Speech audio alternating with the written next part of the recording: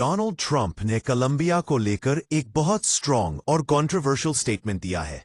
Trump ने कहा है Colombia is run by a sick man, और साथ ही यह भी बोला कि अगर जरूरत पड़ी तो कोलंबिया के अगेंस्ट मिलिट्री ऑपरेशन एक ऑप्शन हो सकता है।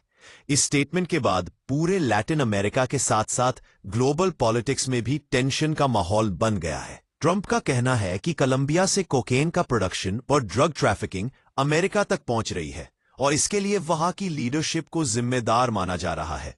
उन्होंने डायरेक्टली कोलंबिया के प्रेसिडेंट गुस्तावो पेत्रो पर सवाल उठाए और कहा कि कंट्री गलत डायरेक्शन में जा रही है। जब ट्रंप से पूछा गया कि क्या यूएस मिलिट्री एक्शन पॉसिबल है, तो उनका जवाब था it sounds good to me, जो इंटरनेशनल ऑब्जर्वर्स के लिए काफी अलार्मिंग माना जा रहा है। ये स्टेटमेंट ऐसे टाइम पर आई है जब अमेरिका ऑलरेडी वेनेजुएला में अपनी recent military action means operation absolute resolve में कॉन्टेक्स्ट में देखा जा रहा है, उसको लेकर ग्लोबल क्रिटिसिज्म फेस कर रहा है। ऑपरेशन एब्सोल्यूट रिजॉल्व के बाद यह क्लियर हो गया है कि यूएस लैटिन अमेरिका में हार्ड पावर यूज करने से पीछे नहीं हट रहा, और इसी बैकड्रॉप में कोलंबिया पर दिया गया ये स्टेटमेंट और ज्यादा सीरियस हो जाता है।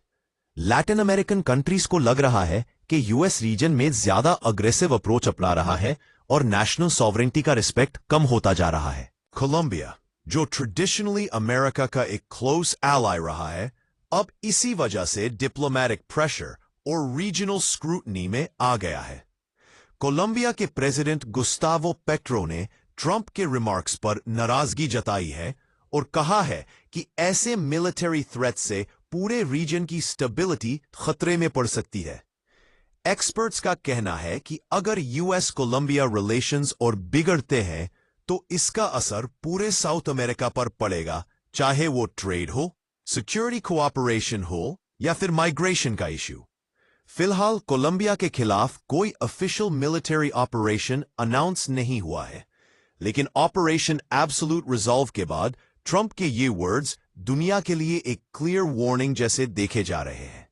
अब सबकी नजर इस बात पर है कि अमेरिका नेक्स्ट स्टेप क्या लेता है और क्या डिप्लोमेसी को प्रायोरिटी दी जाती है या फिर लैटिन अमेरिका में टेंशंस और ज्यादा बढ़ती है। वर्ल्ड पॉलिटिक्स के लिए ये एक बहुत ही सेंसिटिव और डिसाइसिव मोमेंट माना जा रहा है।